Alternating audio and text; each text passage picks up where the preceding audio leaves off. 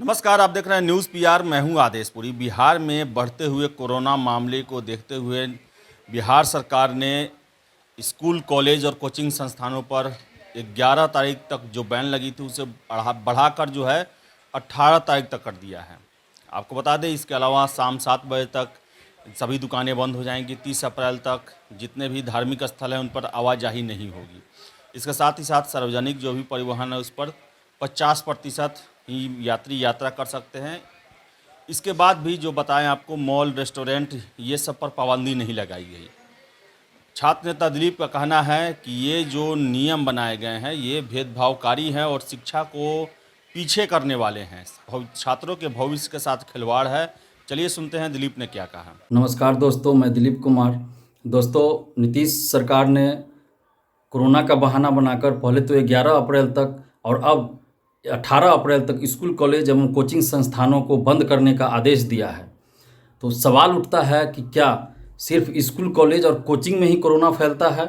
ये जो बड़ी बड़ी चुनावी रैलियां हो रही है उसमें कोरोना नहीं फैलता है? ये जो अक्टूबर नवंबर में बिहार में चुनाव हुआ था और उसमें जो हजारों लाखों की भीड़ में चुनावी सभाएं हो रही थी उसमें कोरोना नहीं फैल रहा था?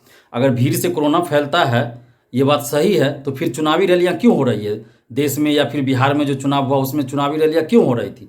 क्या जनता की जान से बढ़कर था इन लोगों के लिए चुनाव कराना और चुनावी रैली करना?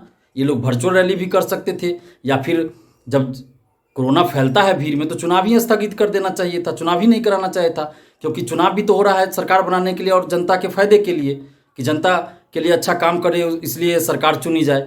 लेकिन जब भीड़ से कोरोना फैलता है तो फिर चुनावी रैली क्यों? और बिहार में जो ये किया गया है अभी कि स्कूल, कोचिंग संस्थान, कॉलेज को बंद कर दिया गया है 18 अप्रैल तक, फिर इसको बढ़ा दिया जाएगा। पहले तो 11 अप्रैल तक किया गया, अब 18 अप्रैल, और फिर इसको बाद में बढ़ा दिया जाएगा।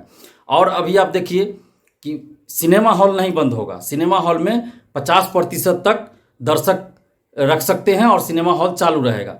तो यही काम तो स्कूल, कॉलेज और कोचिंग के साथ भी किया जा सकता था कि 50% उसमें स्टूडेंट्स आते, ऑड इवन कर देते।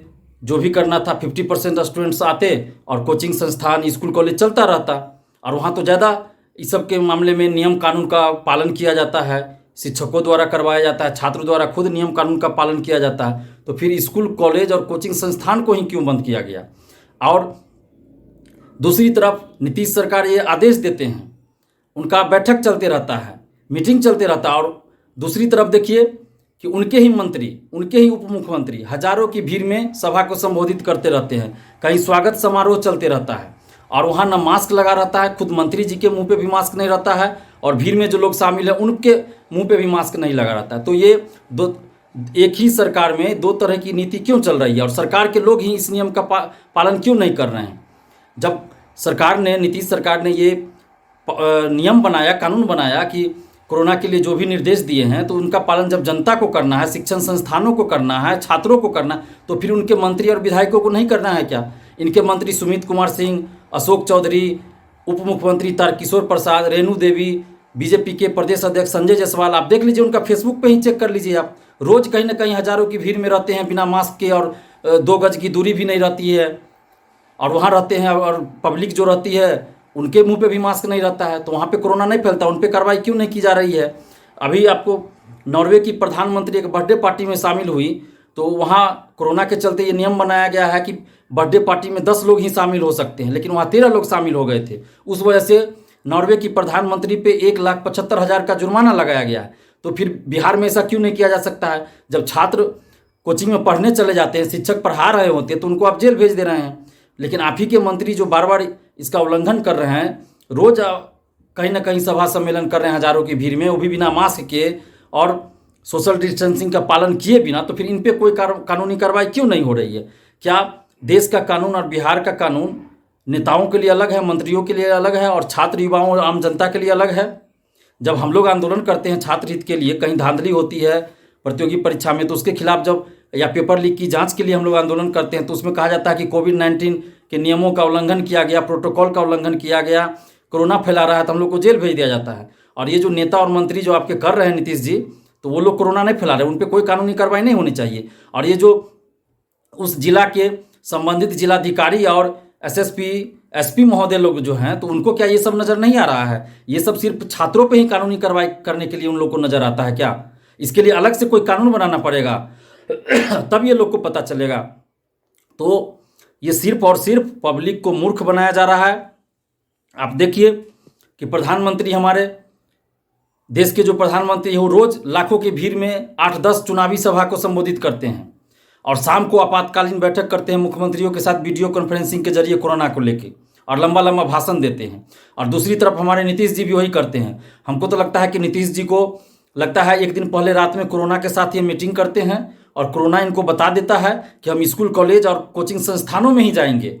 आपके नेता और मंत्रियों के चुनावी सभा या फिर जो स्वागत समारोह होता है या किसी और तरह की जो सभा होती है उसमें हम नहीं जाएंगे।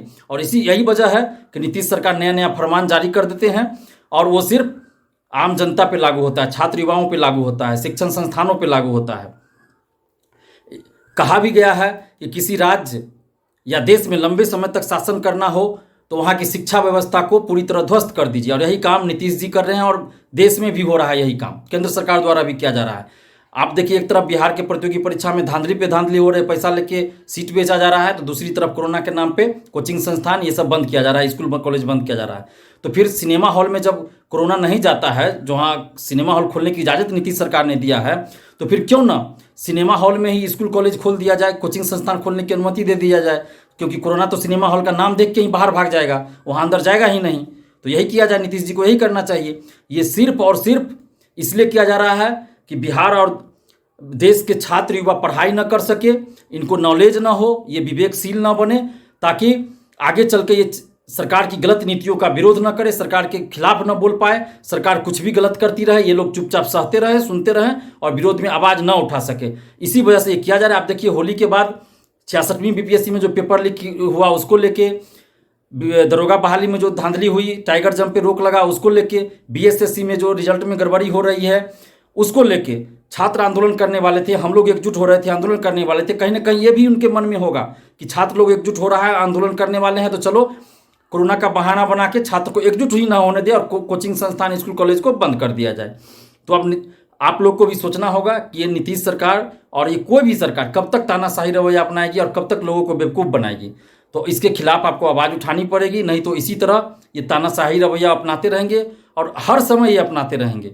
जब कोरोना है तो सबके लिए होना चाहिए, सिर्फ छात्र युवाओं के लिए क्यों, स्कूल, कॉलेज, शिक्षण संस्थानों के लिए क्यों? तो इसके खिलाफ आपको आवाज़ उठानी पड़ेगी। अगर आप इस आवाज़ उठाना चाहते हैं तो हर एक जिला वाइज हम टीम बना रहे हैं, उसमें शामिल होइए और हमारे मोबाइल पे फ़ोन या व्हाट्सअप कीजिए। हमारा नंबर है 7282005656। और कहीं ना कहीं आपको साथ आना पड़ेगा, एक प्लेटफॉर्म पे आना पड़ेगा, एक मंच पे आना पड़ेगा और एक साथ आवाज़ उठाना पड़ेगा, नहीं तो फिर सरकार की ये तानाशाही चलती रहेगी और सहने के सिवा कुछ नहीं कर सकते। अगर आप सहना चाहते हैं तो ठीक है, अगर नहीं सहना चाहते हैं तो एकजुट होइए और अन्याय और शोषण के खिलाफ आवाज़ उठाइए। धन्यवाद, जय हिंद। तो जैसा कि आपने सुना कि दिलीप का साफ कहना है कि सरकार की मंशा जो है बिहार में शिक्षण कार्य को प्रभावित करना है, ठीक से नहीं होने देना है, और ये जो बंदी की गई है इसमें काफ़ी भेदभाव की गई है। छात्र कोचिंग संस्थानों को भी 50% उपस्थिति के साथ देना चाहिए कि वो छात्र पढ़ाई कर सके, जिनसे जितने भी जो जुड़े हुए हैं उनसे वो लोग और छात्रों का भविष्य जो है वो बना रहे। तो फिलहाल इस वीडियो में इतना ही। वीडियो पसंद आए तो लाइक शेयर करें, हमारे चैनल न्यूज़ पेपर को सब्सक्राइब जरूर कर लें। बहुत बहुत धन्यवाद।